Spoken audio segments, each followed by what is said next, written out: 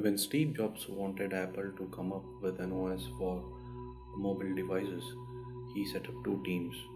One that came up with the mobile OS from scratch, the other team that tweaked the already mature and stable Mac OS to fit the iPhone. He chose the latter option as it made more sense since Mac OS already had great stability, consistency, and reliability, basic blocks of a great foundation.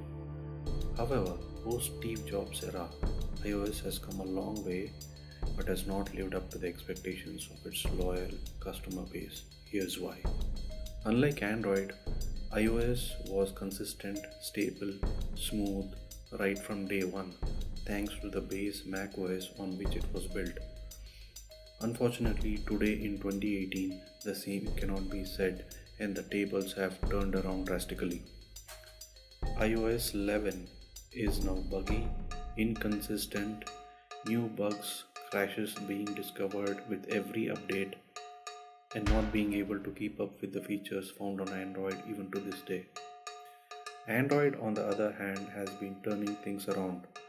While it did not have the great base that iOS enjoyed in the form of Mac, Android has evolved over the years, giving its users features coupled with increased stability.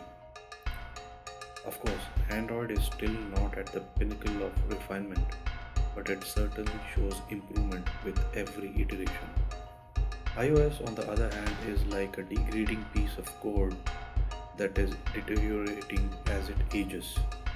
Bugs, crashes, instability are experienced more than ever in its entire life cycle.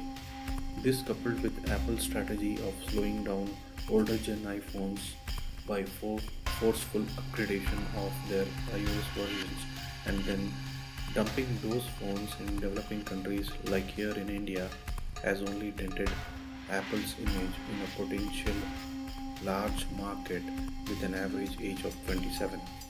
Yes, forceful upgradation. If you own an iPhone 5s like many of us here in India do, which is our first iPhone by the way, we are now forced to upgrade to the new, not so stable and laggy iOS 11 versions. Apple is doing this by way of not letting its users download newer apps unless one upgrades their phones to iOS 10 at the minimum.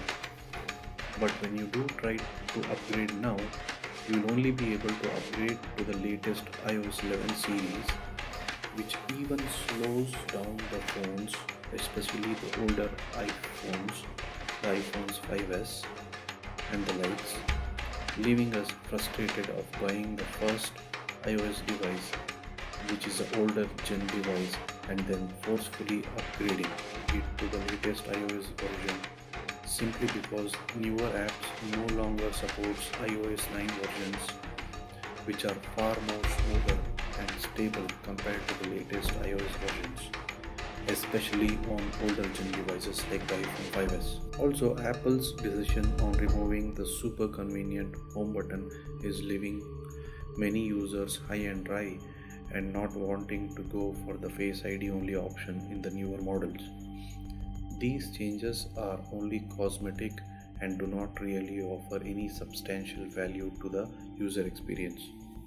I really hope Apple realizes that in pursuit of sales and of its short sighted vision of planned obsolescence, it does not compromise the long perception that it formidably held over the decade, which is consistency, stability, and reliability. And this is where the role of the CEO really matters. Tim Cook needs to step back and take a look at what the iOS team has really been up to, else it would be not very far from when iOS would have to see the likes of Symbian and BlackBerry with the onslaught of Android. The declining sales of Apple phones in general, the iPhone 10 in particular, is a testimony to that direction. It's high time for Apple to rethink on what it wants to do with iOS.